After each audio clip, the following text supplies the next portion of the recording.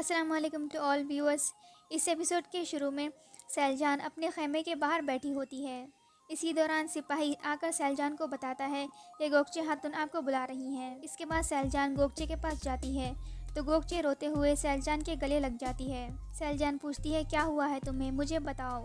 फिर गोकचे रोते हुए कहती है, आयतुलन को मेरे बारे में सब कुछ पता चल गया था और उसने ये सब कुछ तुगदिकिन को बता दिया था। फिर मैंने भी तुगदिकिन को बता दिया है कि मैं तुम्हें औलाद नहीं दे सकती। तब से वो मुझसे आंखें नहीं मिला रहा और ना ही कोई बात कर रहा है। वो कह रहा है कि मैंने उससे झूठ बोला है।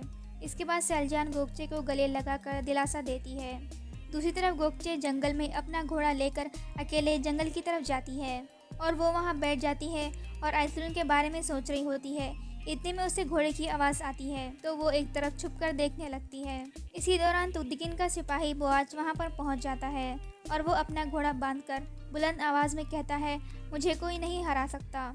गुंजगल छुपकर तीर से उसका निशाना लगाने लगती है। इसके बाद वो बोआज पर एक तीर चलाती है जो उसके करीब जाकर लगता है। वो चौंक कर उस तरफ देखता है जहाँ से तीर आया था तो उस तरफ गुंजगल खड़ी होती है। गुंजगल उससे कहती है, मैं यहाँ तुम्हें मारने के लिए नहीं आई बल्कि तुम्हें बहुत सारा सोना देने के लिए आई हूँ। बोआज कहता है, मुझे कोई भी नहीं खरीद सकता और एक औरत तो बिल्कुल भी नहीं।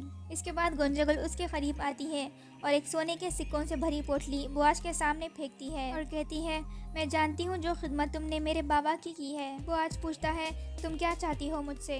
गुंजगल कहती है, अर्तुगरुल। बोआज कहता है, दोनों कबीलों के सिपाही तुम्हें ढूंढ रहे हैं और वो तुम्हें मार डालेंगे। गुंजगल कहती है, मसला ये नहीं है बल्कि मसला जुर्रत का है। मैं एक ऐसे आदमी को जानती हूँ जो तुम्हें बहुत सारा सोना दे सकता है। ये सुनकर बोआज सोच में पड़ जाता है। दूसरी तरफ कबीले में हायमा खातून गुंदगदू के पास आती हैं और उसकी खैरियत मालूम करती हैं। गुंदगदू कहता है, मेरे बाजू में इतनी भी ताकत नहीं है कि मैं दुश्मन पर तीर चला सकूं। ये बीमारी मेरी जान ले लेगी जैसे इस बीमारी ने मेरे बाबा की जान ली थी। हायमा खातून कहती हैं, ऐसी बातें मत करो बेटा।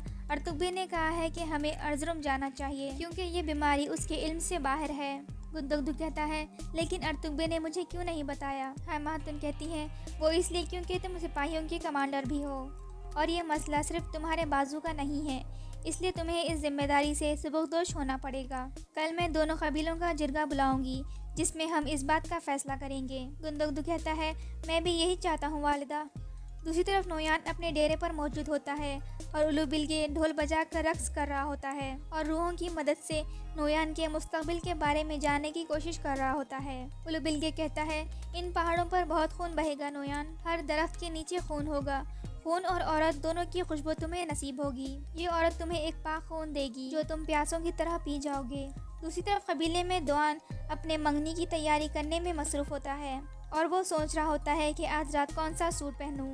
इतने में तुर्गुत और बामसी वहाँ आते हैं तो तुर्गुत दोआन से कहता है, भाई तुम कोई जंग पर नहीं जा रहे, तुम कोई भी साफ शफाफ सूट पहन लो, बस यही काफ़ी है। बामसी कहता है, इसीलिए ये मोहब्बत एक अजीब चीज़ है। दोआन पूछता है, हमें बताओ कि तुम कब मोहब्बत में गिरफ्तार होगे बामसी। बामसी कहता है, नहीं भाइयों, मेरे लिए शहादत ही मोहब्बत है और तलवार मेरी औरत है।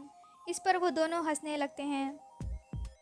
दूसरी तरफ सैलजान भी गुंदगदू को तैयार करा रही होती है। गुंदगदू कहता है, मैं बहुत जल्द वालदा के साथ अर्जुरुम रवाना हो जाऊंगा क्योंकि अर्तुगबे ने मेरे इलाज के लिए यही मशवरा दिया है। इसके बाद वो दोनों भी मंगनी में जाने के लिए बाहर निकल जाते हैं। दूसरी तरफ तुगदिकिन भी तैयार हो रहा होता है और गोकचे से बहुत नाराज़ होता है। गोकचे कहती हैं, कब तक ऐसा चलेगा, मुझसे कोई बात करे, मैं इस शर्म के साथ नहीं जी सकती।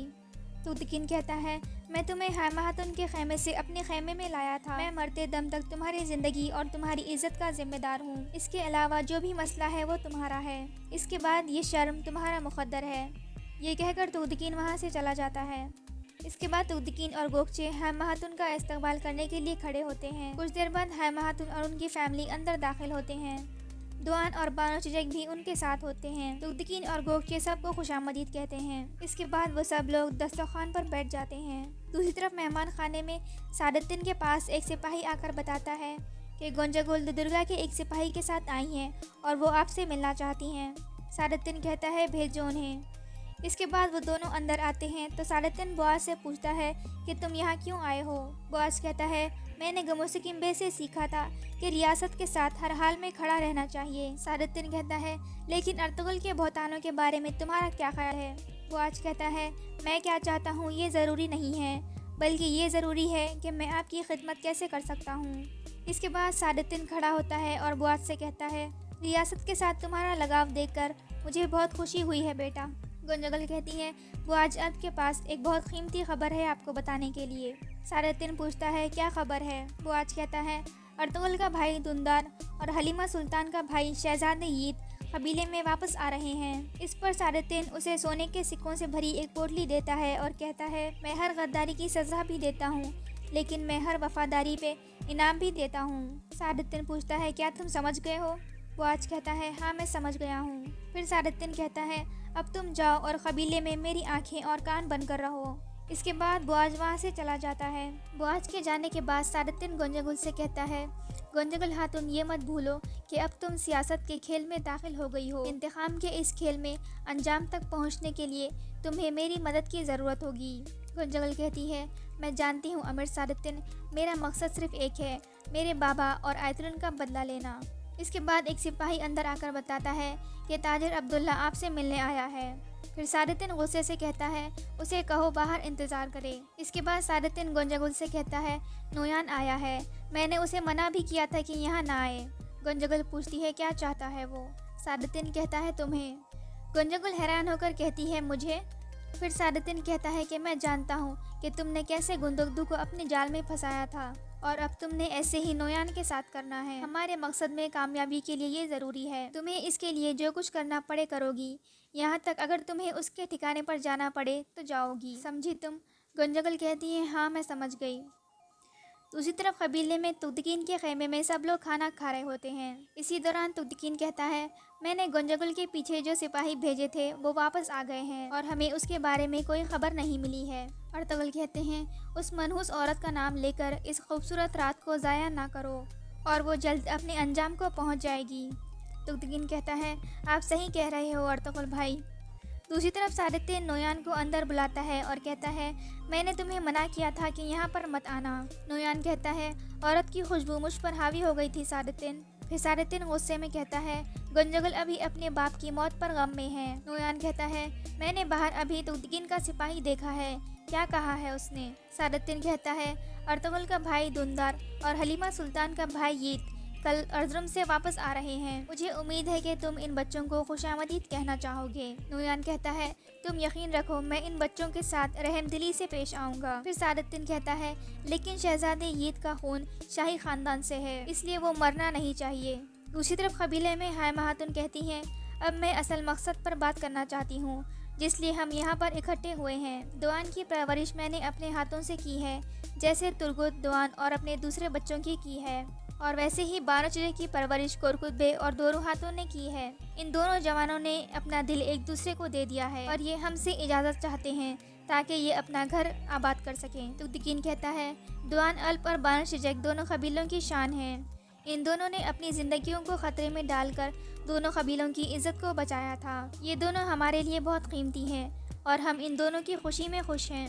फिर अर्तुगरुल कहते हैं, अल्लाह इन दोनों को हमेशा खुश रखे। फिर तुगदकीन बानो चिरक से कहता है, तुमने अपनी ज़िंदगी मेरे बाबा और अपने कबीले के लिए वक्फ़ की थी, लेकिन अब से तुम अपनी ज़िंदगी अपने शौहर और काई कबीले के लिए वक्फ़ करोगी। बानो चिरक कहती है, मैं दुदुर्गा कबीले के लिए अपनी जान भी दे सकती हूँ, लेकिन अब मेरा दिल और मेरी किस्मत दुआन अल्प के साथ जुड़ गए हैं। दुआन कहता है, अल्लाह का शुक्र है कि बाहर के पहले दिन आपने हमें एक साथ ज़िंदगी गुजारने की इजाज़त दे दी है। इसके बाद सब लोग खड़े होते हैं और दुआन उनके हाथ चूमता है और सब लोग उसे मुबारकबाद देते हैं। उसी तरफ तुर्गुत बामसी से कहता है, दुआन भी शादी कर रहा है और अब तुम्हारी बारी है। बामसी कहता है, नहीं भाई, मेरी तलवार ही मेरी औरत है। इसी दौरान दुआन खुशी से अंदर दाखिल होता है और कहता है, भाइयों, तुगदकीन बे ने बानो चिरक का हाथ मुझे दे दिया है। ये सुनकर वो खुशी से खड़े हो जाते हैं और दुआन से गले मिलकर उसे मुबारकबाद देते हैं। दूसरी तरफ हायमा खातून तुगदकीन से कहती हैं, कल हम कुछ अहम मसलों पर बात करने के लिए जिरगा बुलाना चाहते हैं। तुगदकीन कहता है, ठीक है, कल मैं जिरगे वाले आदमियों को इत्तला दे दूंगा। अर्तुगरुल कहते हैं, इसी दौरान हमें सादुद्दीन को नहीं भूलना चाहिए। हम देखेंगे कि वो किस तरह की मुसीबतें हमारे ऊपर डालेगा। तुगदकीन कहता है, अर्तुगरुल भाई सही कह रहे हैं, उसने कहा था कि वो बदला ज़रूर लेगा। हुदहुद कहता है, जब तक हम दोनों कबीले इकट्ठे हैं वो कुछ भी नहीं कर सकता। अर्तगल कहते हैं, आप सही कह रहे हो भाई, लेकिन जब तक उसके पास रियासत की मोहर है वो कुछ भी कर सकता है। और यहाँ ये एपिसोड ख़त्म हो जाता है। मज़ीद एपिसोड्स देखने के लिए इस वीडियो को लाइक कर दें और चैनल को ज़रूर सब्सक्राइब करें। And thanks for watching.